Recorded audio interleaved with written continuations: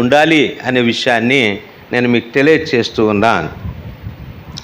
మరి ఈ పిలుపులో మరి దేవుడు అబ్రహామును పిలిచినప్పుడు ఒక నిబంధనలోకి అబ్రహామును దేవుడు పిలిచాడు అనే విషయాన్ని మనం గమనించక తప్పదు. గమనించినట్లయితే మరి యేసుక్రీస్తు ప్రభువు ద్వారా, ఆయన కుమారుని ద్వారా మరి ఒక నూతన నిబంధనలోనికి దేవుడు మనలను పిలిచాడు. కాబట్టి ఆ పిలుపు యొక్క ఆ నిబంధనకు ఉన్నటువంటి సత్సంబంధ బాంధవ్యపు యొక్క ఆ స్థితి యావత్తులో దైవ సేవకులు ఉండాలి అనే విషయాన్ని నేను మీకు తెలియచేస్తూ ఉన్నాను.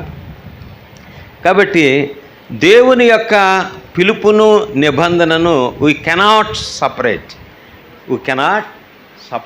మనం రెండింటిని కూడా విభజించటానికి వీలు లేదు అనేటువంటి ఆ విషయాన్ని నేను మీకు తెలియచేస్తూ ఉన్నాను.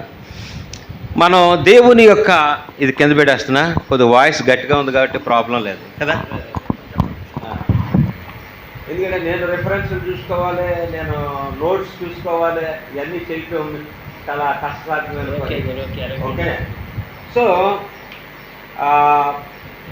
నేను చెప్పాను కదా, దేవుని యొక్క పిలుపు, దేవుని యొక్క ఆ పిలుపు నిబంధన, ఈ రెండు వేరు కాదనే విషయాన్ని నేను మీకు తెలియచేస్తూ ఉన్నాను. ఎప్పుడైతే మనము దేవుని యొక్క నిబంధనతో ముడిపడినటువంటి యొక్క పిలుపు కలిగినటువంటి దైవ సేవకులుగా మనం ఉండగలుగుతామో, సో దేవుని యొక్క ప్రణాళిక సంకల్పము పిలవబడినటువంటి యొక్క దైవ సేవకుల ద్వారా ఫుల్ఫిల్ అవుతాది అనే విషయాన్ని అబ్రహాము ద్వారా మనం గ్రహించగలుగుతా ఉన్నాం. దేవునికి స్తోత్రం కలుగుతుంది.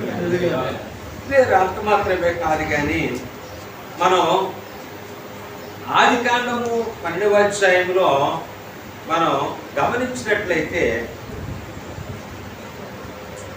ఆదికాండము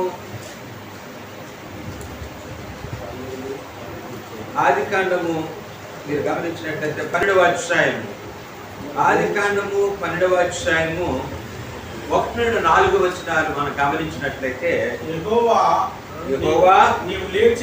నీవు లేచి దేశము నుండి నీ బంధువుల నీ తండ్రి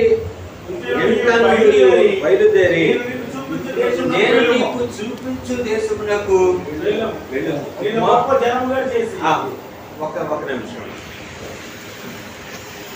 ఈ ఆదికాండము ఈ 12వ అధ్యాయము 1-4 వచనాల్లో ఉన్నటువంటి విషయాలు తర్వాత నేను చెప్పబోయేటువంటి నూతన బంధన గ్రంథంలో ఉన్నటువంటి యొక్క ఆ వాక్యాన్ని మనం ఒకసారి సెటప్ చేసుకునేటువంటి యొక్క ఈ వాక్యము ఆ వాక్యాన్ని మనం ఒకసారి ఆలోచన చేసేటువంటి యొక్క స్థితిని